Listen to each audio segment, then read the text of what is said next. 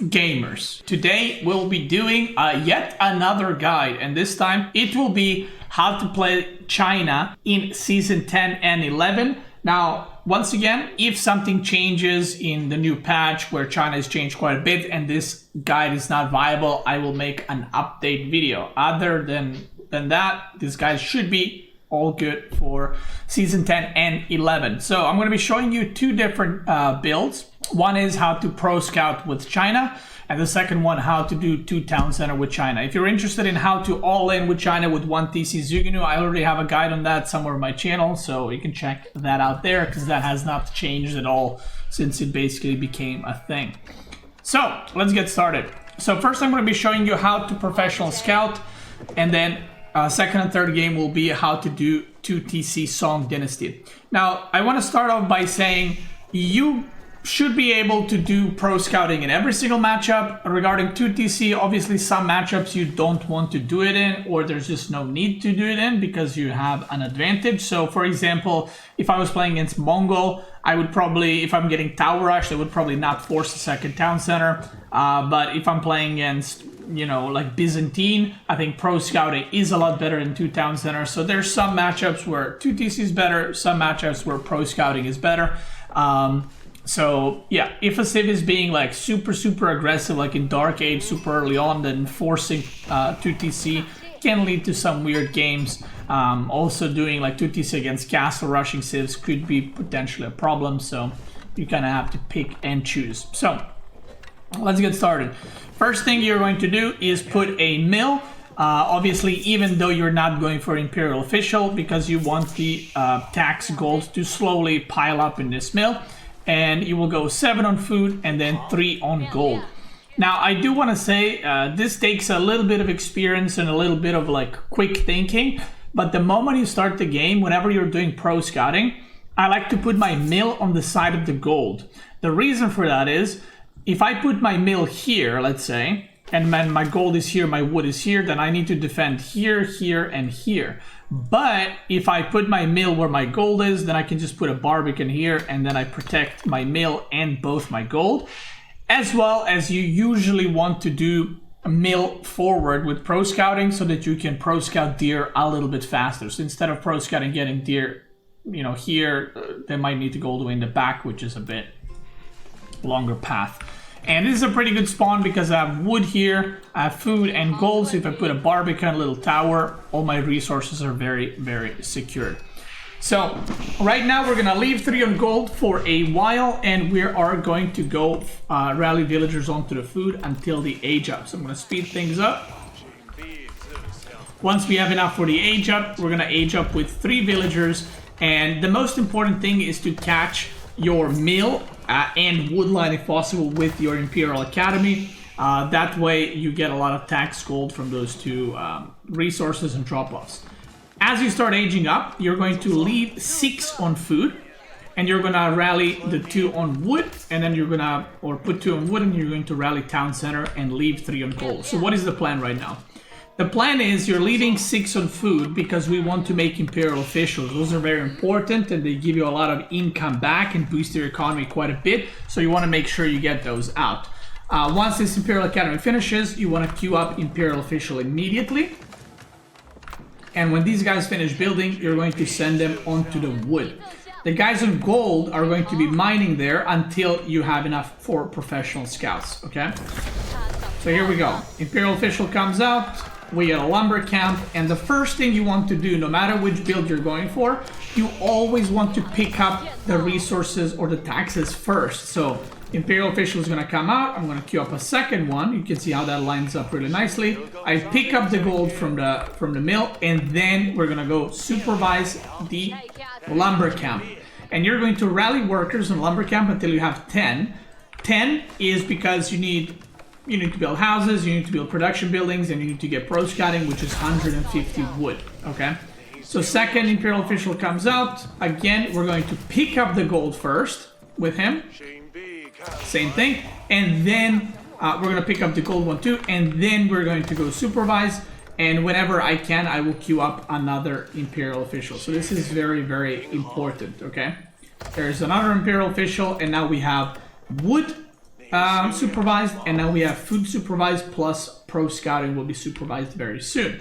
Now, this is the important part. You can see my resources right here. I'm about to have enough gold, and then we will start professional scouts. Now, this is where the variation of what you're doing will go one way or the other. So if you're doing professional scouts against the Night Civ, I would advise you to build barracks right now, then get pro scouts, then get stables. That way, you don't build stables and then you build a bunch of scouts, but you can't pro scout because there's a knight, right?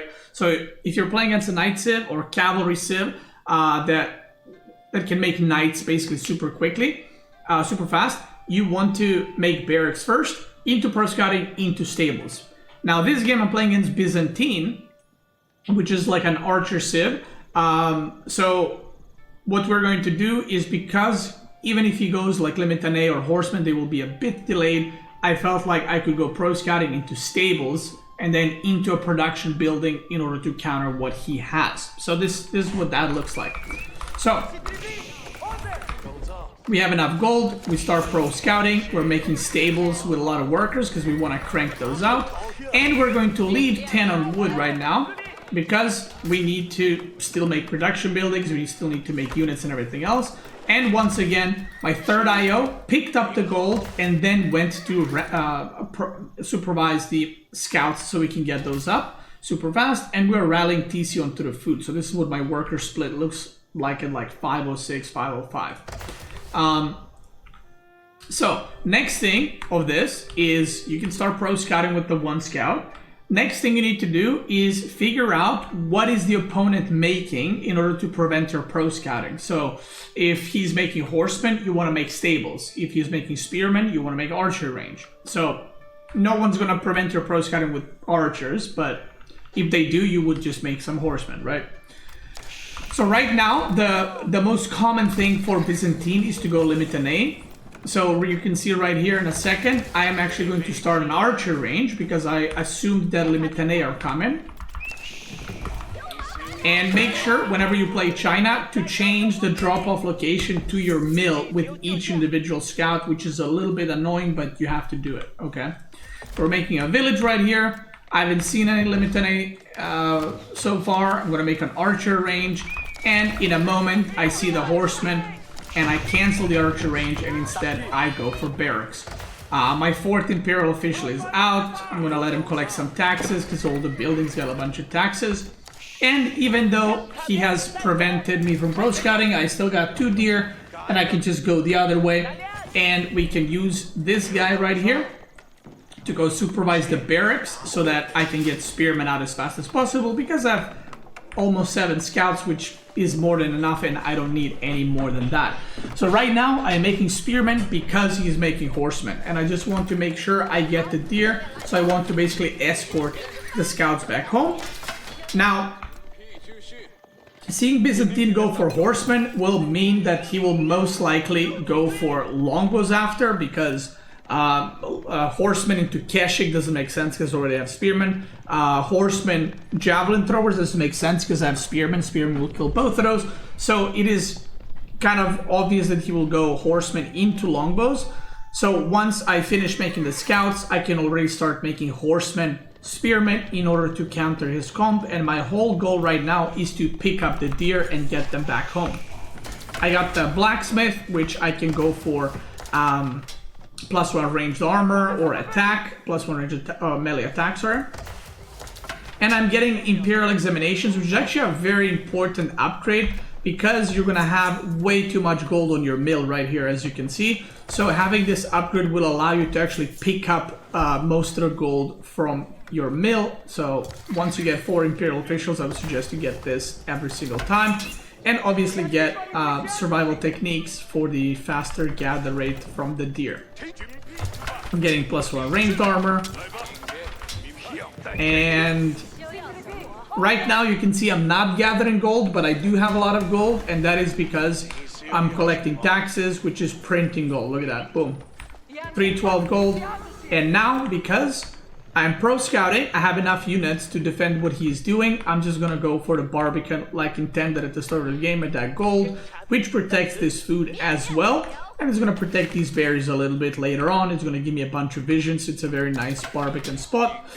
And I'm trying to get it up as fast as possible. So I'm going to just send 9 villagers because I feel I'm in a pretty good spot. I got 13 deer, I think, back home, which is very, very good. So as long as I don't take any damage, I'm going to be in a pretty nice spot. Now, as this Barbican is going up, you don't need to build it with 9. You can usually build it with 4 or 5 villagers, but I'm building it with 9 to make sure I don't lose any villagers while building it. Now you have 2 options, okay? And this is the first. I would say most of what I've done so far is pretty much the same every game. Obviously, you need to react to which units your opponent is making. But until this point, it's all the same. Now I have 2 options. Do I stay in Feudal and I commit by making just mass spearmen and horsemen? And maybe just get +1 melee attack and go for his gold or go for the bears that are out on the map. That's number 1. And number 2 is I just go fast castle from here because there's nothing you can do to actually prevent me. So you can see the longbows are arriving. I finish the Barbican. And at this point I can just cut units. There's nowhere for him to harass. He can't attack with longbows on my food. He can't attack with longbows on the Barbican. I'm not even gathering wood at this point because I just put all the villagers on food and gold. So he can either age up himself or he can try to all in, which is most likely not going to work. So this game I went for the fast castle age up instead of all inning. You can see he's kind of expecting me to pro scout this, so I'm not picking up the deer until I wanted to see his army here, and then I pick up the deer. But he kind of protected it pretty well, and he himself, I think, is slowly going to start moving towards castle in a little bit. Actually, no, he made limit 10A, I remember now. I'm making a strong cock tower. We're sending villagers back on wood. And once you age up, this is kind of what your worker split you want to have. I'll show you guys in a second. Trying to harass, it's not working. Now this is kind of the worker split you want to have if you're making this kind of comp. Now, China with deer actually becomes a little bit harder to spend your resources. So if you're floating too many resources, aka you have like 600-700 food, it's okay to just move the villagers to wood or gold or whichever resource you need, okay? So now what I want to do is I want to upgrade my spearmen because I got 15 of them. I don't have that many horsemen, so I'm just going to start producing knights or lancers. But if I had like 10 horsemen too, I would probably upgrade into veterancy first and then produce something else. So you can get a lot of different things right now. Obviously, you want to get relics. You want to start producing knights, upgrade your spearmen, get palace guards.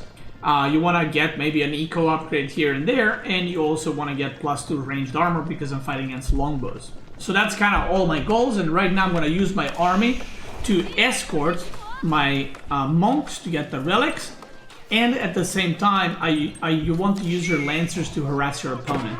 Now this is where I actually picked up the deer, but he spotted me immediately, so that did not work out. I do a little dented engagement here, which was not good for me. And I was not aware he made Limitane, so he has a lot of units right now. I'm getting the monastery up, and like I said, right now the goal is harass him with lancers, which is what I'm doing right now. I got 1 villager kill, harass him with lancers, and just build up your army and proceed from there on out.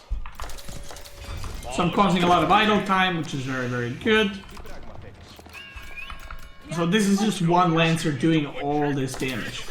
Now I'm trying to escort my guys to get the relics. He actually picks this one off because my units are AFK. And yeah, so I am struggling a little bit to spend resources. What you can also do is take some Imperial officials and supervise your production buildings. As you can see, you shouldn't be doing what I'm doing right here. And I could have also saved that by putting more villagers on wood. That way making more production buildings so that I can actually spend my resources. But everybody makes mistakes, it is what it is. So right now I have 2 relics on the way, and again my goal is to pick up the rest of them. From this point on, you can do a lot of different things, okay? You can go for Mass Lancer, with Siege, like Springles maybe. You can go into Mass Spearmen, Crossbow, and then Nest of Bees. You can go Mass Palace Guards with crossbows, a nest of bees. You can do a lot of different comps. My advice is just do whatever at this point counters your opponent or whatever your opponent doesn't have an answer to. You can see I have a lot of eco upgrades, plus 2 ranged armor.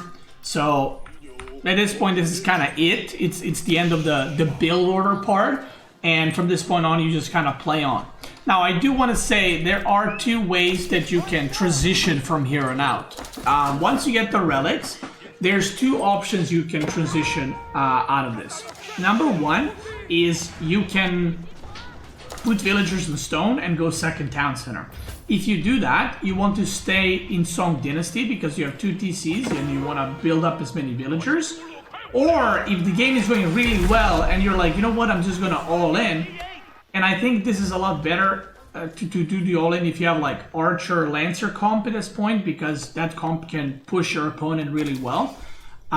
In that case, you can stay on 1 town center, and instead of making a second one, what you're going to do is you're actually going to go Imperial Palace so that you can make pagodas if you took 3 relics. And basically, instead of making a second town center, you're kind of going economical approach with pagodas because they give you 250 resources per minute each. So that's a 750 resources for pagodas if you have 3 relics, which is very, very good. And then you just commit to like attacking on 1 TC and you don't spend as much food on the villagers. Again, that's option number 1. Option number 2 is just going second town center and staying in Song for now. And then later on in the game, when you hit 110, 120 villagers, then you can go for Yuan Dynasty and then go pagodas. So both things work. It's completely up to you which one you want to go for. Now what I'm trying to do is I'm doing some harassing with Lancers, just going left and right, trying to find some damage. I find some damage here, which is very nice. And right now, I'm just securing parts of the map. I'm getting my second town center. I'm getting a lot of nest of bees. And just trying to defend against his harassment. But obviously, if you pause the game right here, the situation for me is very good. I got 4 relics. I'm getting 3 sacred sites. I'm on 2 TC and I'm already ahead on villagers. So everything that's happened so far is very, very good for me. Now, again, at this point you have 2 options. Either you can do a timing push with nested bees and try to potentially end the game, or you can just sit back. Now, I made a wrong decision here. I went for a push and he had a lot of units, so he wasn't making a second TC. He's just fully committing to this. So we take a little fight right here. And I had less units, but I traded out a lot better cost efficiency at least. So we lose some nest of bees. I get the sacred side. This is kind of allowing me to transition to farms slowly. So I do lose the fight, but the difference is I have more relics. And if you look at the incomes, I have way more income. So yes, I lost the fight, but still I will be able to remax a lot quicker. And with the hand cannon, TC and Barbican, he's not going to be able to push and like just kill me right now. So we got a bunch of villagers on wood. I'm almost out of food. I think the only food that's left here is this berry patch. I don't know why it says there's still a deer here on the map, because there's definitely not, but yeah. So there's a boar right there. It's too far away. I didn't want to go for it. I'm going to go on these berries. And my goal is right now, just hold and transition to food, which is exactly what I'm doing. I already remade my army. And if you look, earlier he had 30 more army supply. Now I have more army supply and I have siege on top of that. And that is because my economy is a lot better. He does have the farm transition, but so do I, and again, I'm on 2 TC and 4 relics, so it is very, very good spot for me. All my resources are safe. I have food in the back, I have gold in the back, I have stone if I need it. I have a lot of wood, so the only place he can attack is here, or try to do a run by, which I have walls on this side and walls on that side. So this is kind of how you want to play China and secure parts of the map. And around this time, you would also want to slowly start gather stone, so that you can either get some more tower upgrades, just secure your locations, or maybe go for a keep in order to secure like the big golds on the map or something like that. Eventually I did get the deer, by the way, that were dropped off here. So eventually I got, I think 6, oh no, I got 5 out of 7 deer there, which is pretty nice. The farming transition continues. I'm getting all the upgrades. And we also transitioned to crossbow. I mean, even earlier I had crossbow, so now I have a mix of spearmen, Lasgar's crossbow, and STBs, which is a very, very strong point for China. I'm gonna do a little stone wall here.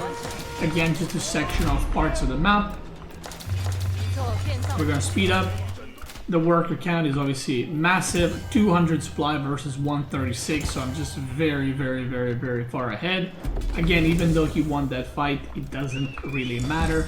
Behind this, I'm almost at the Imperial age up, so we're just gonna do that in a second. And right now, with this amount of STBs, it's extremely hard for him. I have 6 STBs here. It's extremely hard for him to engage, even with the cataphracts. He gets the engagement, but these STBs are just cranking everything down. You want to target that range once they come closer, which is what I'm doing.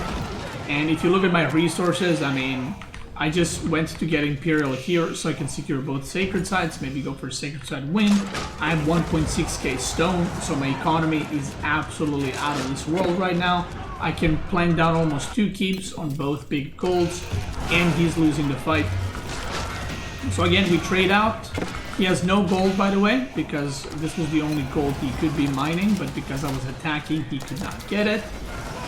Once again, it looks bad, but I'm killing some villagers. We traded the whole armies, but my food economy is doing really, really well. I'm getting the Imperial upgrades, and he taps out because, well, I'm too far ahead. I'm also making keep on this side, and I think I was on the way to make keep on the other side, securing goals further, so there's no place for him to attack at all. Now, that's as far as pro scouting goes, and this is more or less every single game. You're the one that's dictating the tempo by going professional scouts, but the opponent is the one dictating the tempo in which units he's making in order to deny your pro scouts, and then you react based off of that. And once you get castle, or if you stay in feudal, you kind of play off of that. I want to give shout out to Denied, by the way, for helping me with these games. Sometimes it's very hard on ladder to make these guides, because you're like, I'm gonna make a 2TC guide, and you play against Mongol, and you're like, well, I can't do 2TC against Mongol, so yeah. All right, so this one that I'll be showing you is going to be French versus China, and I will be going for 2 town centers, and I'm going to show you 2 different builds, okay? So it is 2 town center, but basically 2 different variations for 2TC build. So once again, I put my mill in the back next to the gold. Now you don't have to do this if you're going 2TC. What you can do if you're going 2TC is simply put your mill in the back of your base, or you can put it actually close to your wood line, because you're not going to be mining gold too much if you're getting super all in. Instead, you will prefer to have a lot of wood mining or just having food in the back of your base, okay? So once again, we're going to go 8 on food, or sorry, 3 on gold, 7 on food, and then rally onto the food till you have enough. We're going to be, you can put 5 or 6 on food, on food. Either is completely okay. And we're going to be aging up with 2. Now, the reason we're aging up with 2, I personally like to. You can also do 3, just like last build, if it's like too confusing, is because you don't need to rush out Imperial officials as fast as when doing pro scouts. You're not that dependent on gold. You can just kind of chill. You don't need to get pro scouting. You actually want to get second town center. So 2 or 3 villagers on the age up is completely okay. And what we want to do is get as much wood as possible so that we can go for that stone ASAP. Why am I rushing stone? Well, I'm rushing stone because I don't want the knight to arrive and kill my villagers on the stone. I don't want to make barracks to defend the stone. What I want to do is gather that stone as fast as possible so that I can move on to the wood and I can get a second town center without building any units. Again, we took the gold, we're making another IO, and the 2 villagers that were building the landmark, we put them on food. So we have 7 on food right now. So we went from 5 to 7. And we're gonna leave them there so that we can continue making Imperial officials, produce villagers, and so that we can maybe get double broadaxe a little bit later. So We're in stone right now, and with China, you gather stone super fast because of Imperial official drop-off. And you can see his knight is not on the way yet, and we have gathered enough stone. So I'm done with stone. We're gonna take the tax gold, and we're gonna send all these guys onto the wood. I saw that I can do a little wall here, which is gonna save me a lot of headache against the knights, so I'm just gonna do that. Now, what I could have also done here is, this is something you need to get used to China, especially with 2 town center. You can do a lot of walling that's going to be very efficient, and China builds, constructs buildings faster, so this is a very good thing to do with them and very efficient. I could have done a little wall here, or I could have done a wall like this, so that if the knight arrives, he can't really harass me super easily, which you'll see right here is going to force some idle time. So I could have done that wall, I didn't, so it is what it is. So right now the goal is make second TC as fast as possible, and I'm gonna make it right here because the knight is out. Obviously I can't make it on the deer because I'm gonna lose villagers, and I just want to make that TC as fast as possible, and I like putting the second TC on the wood line or near the wood line, okay? So I try to block the charge, I block one, but the second one hits the villager, I lose it, but this is so much damage taken on a knight, and while killing a villager is nice, taking that much damage on your first knight is pretty rough. So, second TC is up. Now, we're gonna leave 15 villagers on wood, and we're going to rally onto their food. Why are we leaving that many on wood? Well, he's all-inning, right? He's making knights, he's potentially all-inning, so we want to make sure we have enough production buildings, we want to make sure we have towers if we need them, wall off other parts of the map, and just build army in general. And then we're gonna rally onto the food so we can support the unit production with all the gathering that we have going on. So the first thing we're building is obviously gonna be barracks or spearmen, because I know there's knights. And we have 4 IOs. We're gonna get Imperial examinations whenever I have enough gold. I got wheelbarrow. First I got double rod axe, then I got wheelbarrow. The reason I like wheelbarrow in this case is because, especially if you're playing against a knight civ or the opponent is just trying to harass you or push you, I think wheelbarrow is a very, very good upgrade because it allows you to escape with your villagers when sometimes you would have lost a villager. Having wheelbarrow can give you that little movement speed needed to run away. Now, because I saw archers coming, I quickly built a tower here in case the archers come here so that I can garrison if needed. I didn't want to lose any villagers, so you can do this without a problem. You have a lot of wood, you have a lot of wood income, so yeah, I'm doing a little wall here like I mentioned. And now what I like to do when going second TC with China, you can see more upgrades are coming, and I'm not mining gold, this is just from taxes. So what I like to do now is you can keep track of where his units are and start walling off sections of the map whenever you see that his army is not there. So pay attention. I got 2 archer ranges. I'm going to make a couple of archers. Okay. And I saw earlier, or now, I see that his army is on the bottom. So I go, okay, I'm just going to send 3 villagers and I'm going to quickly wall this off. Because this enables me to gather these berries and makes it so I don't have to worry about run bys from this side. And I put my spearmen there to kind of escort, see if there's any knights. I see there's no knights, so I quickly secure this part of the map. My other units are here, and I'm just chilling. I'm just making units because, as with any 2 town center build, the longer time it passes from here on out, the more and more ahead I am. So I don't need to push out on the map. I just need to not lose any villagers, and I just need to keep making units because eventually I will have way more units than he does. Now, he was making a ram here to potentially, I guess, ram this. And because I have enough units, what I decided to do, you know what? I'm kind of running out of food. I'm almost out of sheep. I could go here. But I want to get a Barbican in this position because this is a very good Barbican. It looks like it's in the middle of nothing, but it defends this, it defends that, it semi-defends this eventually. I can kind of go on these berries because I will have the vision. It's going to give me plenty of vision on this side of the map, and it kind of indirectly protects this deer and this berry patch, making it a bit harder for him to engage. So I go for the age up. I age up with a lot of villagers again. I don't want to take any damage.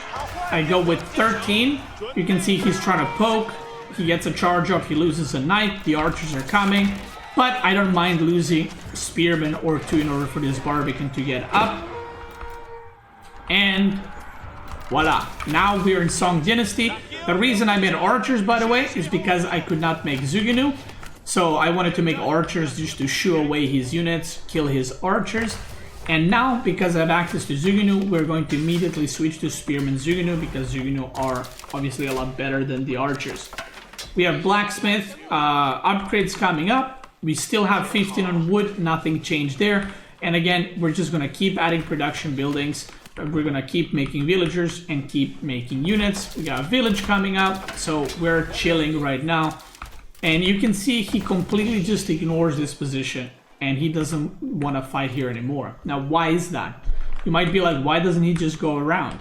If he goes around and attacks from this point on, the reinforcements is cut off, and I can just wait here until I have way more units than he does, and I can basically trap his army and kill all of it. So it becomes very risky to commit to here as French in this case. So he just decides to rotate and go for my second town center instead, because I have effectively secured these resources.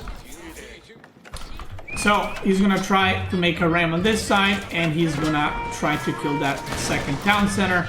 Now I have bought myself plenty of time. I have secured resources for myself. I have 10 on gold. I think I'm gonna pull some away in a little bit because I have too much gold. I'm gathering food, which is all you need. As long as you're gathering food and you're making units, you're going to be able to defend the all-ins. Now, because his army is on the top, look at this, his army is on the top, so what do? I quickly wall off the bottom part of the map, because I don't want any knights running in. I have a scout here to potentially see any knights coming while they're building. And right now, I'm just getting ready to defend his all-in. I'm already very far ahead in villagers. My upgrades I knew were looking really, really good.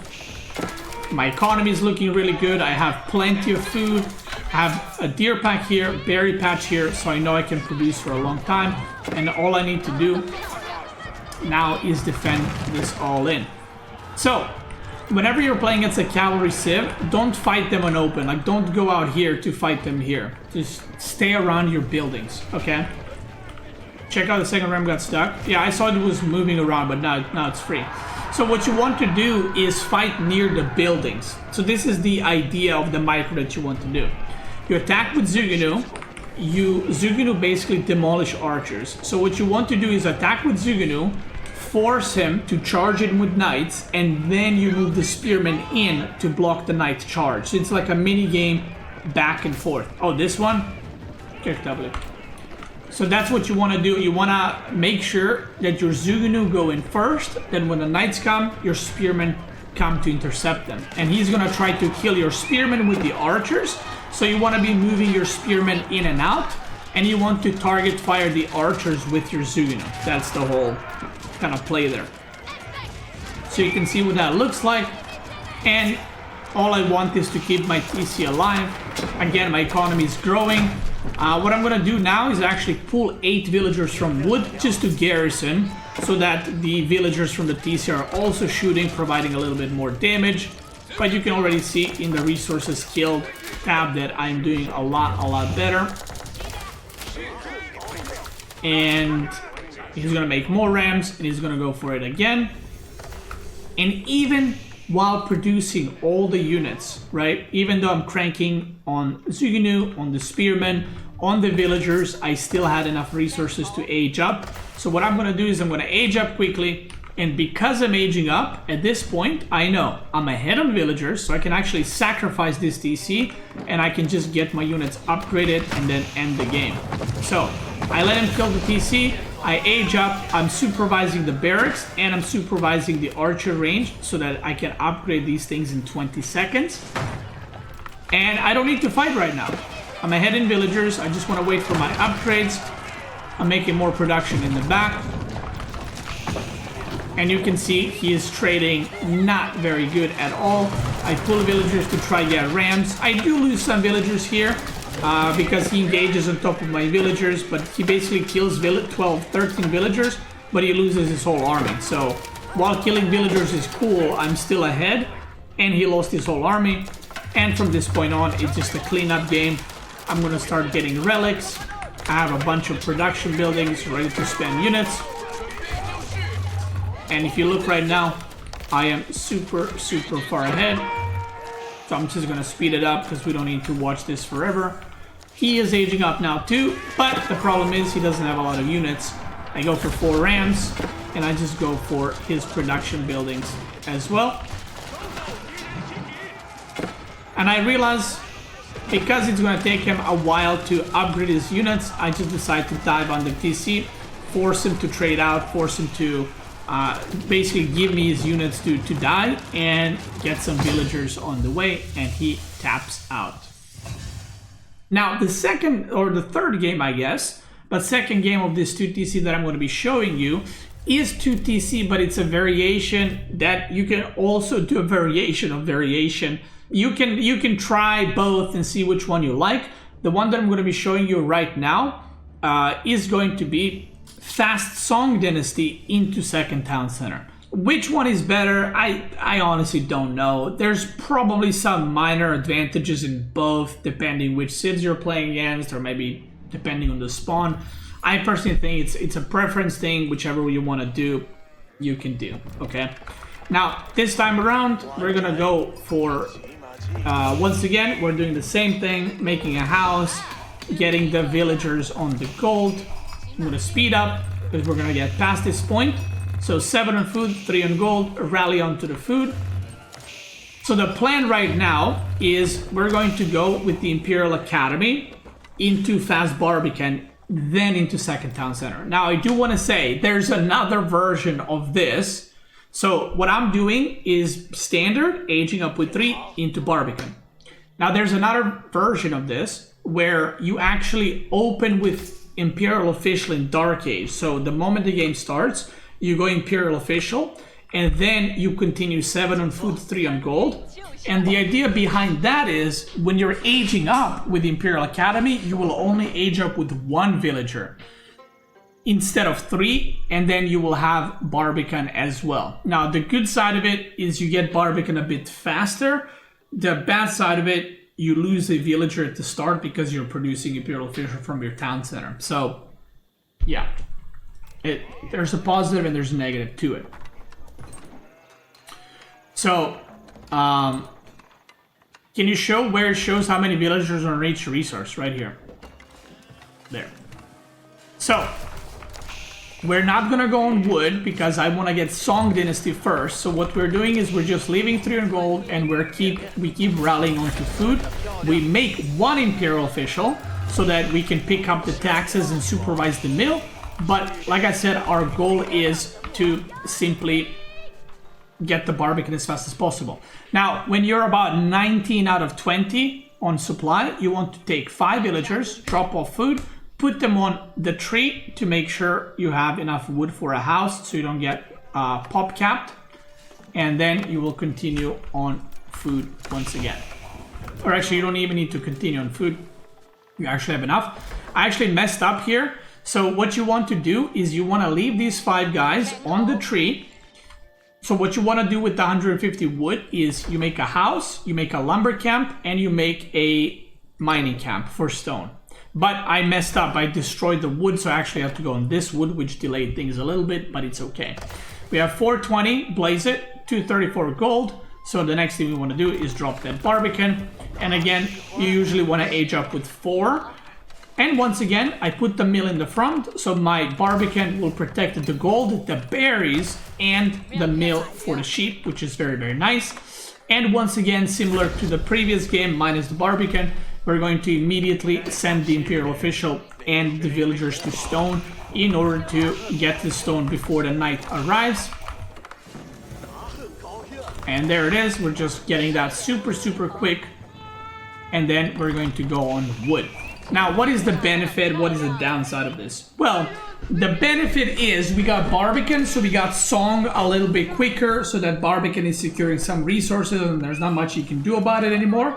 The downside of it things can get a little bit tricky because you can see that the knight is already here, and if you don't pay attention you can lose a villager. So I'm bringing a scout to block the charges, but it can sometimes potentially get a little bit spicy with the units arriving and then harassing you.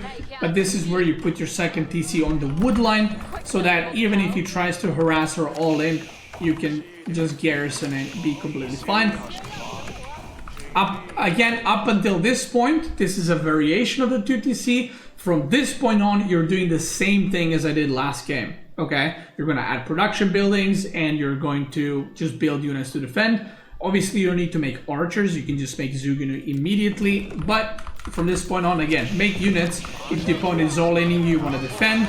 If the opponent is not all-inning you, you can just go castle after this, or maybe you try to put some pressure on the opponent. That's up to you. I'm going to speed it up just to show you guys how the game goes. So he did kill a villager once again. I see that he's making a ram, making blacksmith, making a village. One of the bears in the front. And right now, again, I garrison into the TC, and I'm just trying to stay around buildings so that cavalry cannot surround me, and I'm just massing units as best as I can. So here he goes for it, and he actually does good amounts of pressure. I decide to abandon the town center and just run away. But even though this might look successful because he has killed the town center, I am on 57 villagers right now, and he has lost, look at that, he's lost a lot of knights. So if you look at the resources destroyed, I have a little bit more, but he lost most of his knights, which is a big problem. And he only has 11 archers. I have 14 Zugunu, which is really, really good. So this game got a little bit spicy because now, again, I see that his army is at the top. So what I do is I do a quick wall here. I chop wood on this side and I go for the deer on the bottom. So this is sometimes just the things you have to do, especially if you're running out of food. And now he can either run through here, which is going to be pretty bad engagement because of the main town center, or he needs to go all the way around. And by the time he gets here from all the way around, because he needs to go around this Barbican too, I have pretty much gathered all the deer and I can just actually move away to the north side once again. So at this point, he does not have more units anymore. I have more villagers and I have more units.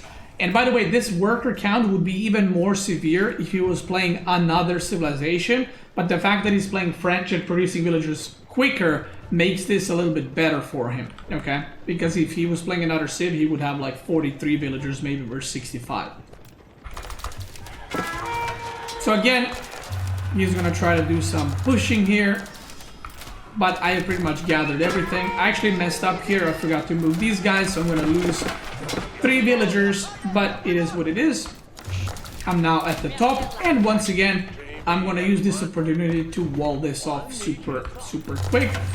He eventually pushes in here, but if you look at the unit count, it is just massive difference. And instead of all-inning, he decides to go for an age up into a push, but I'm almost at the age up too. He actually snuck in some knights here.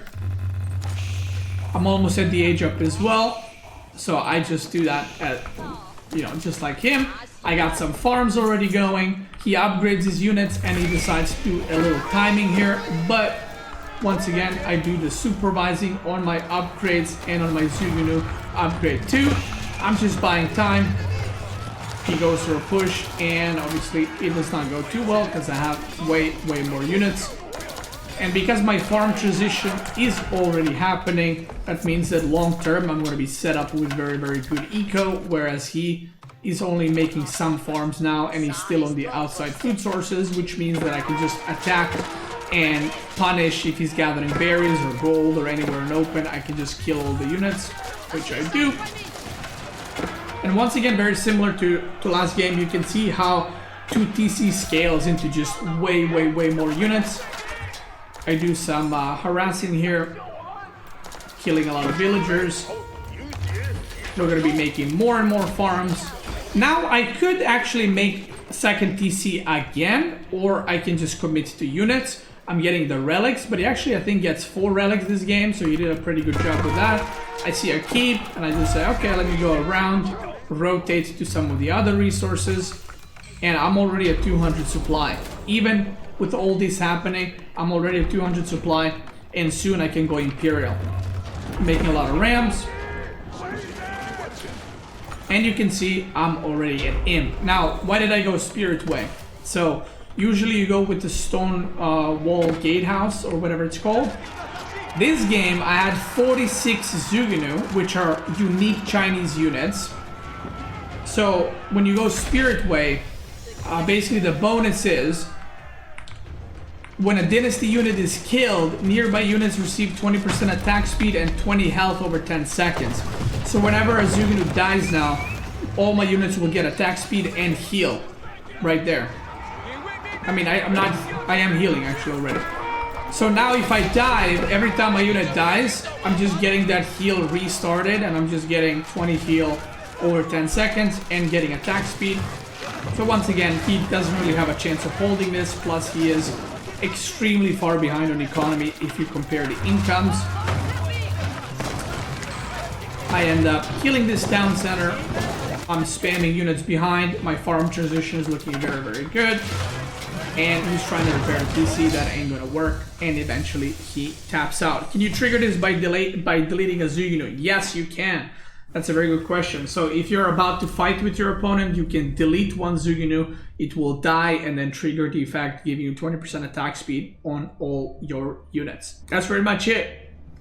In my opinion, these are the two best ways to play China in Season 10 and 11, and I show you guys different variations, whether you all in or go fast castle or stay in feudal, whatever else, and I hope you learn how to play China with these updated pro scouting guide and updated 2TC guide.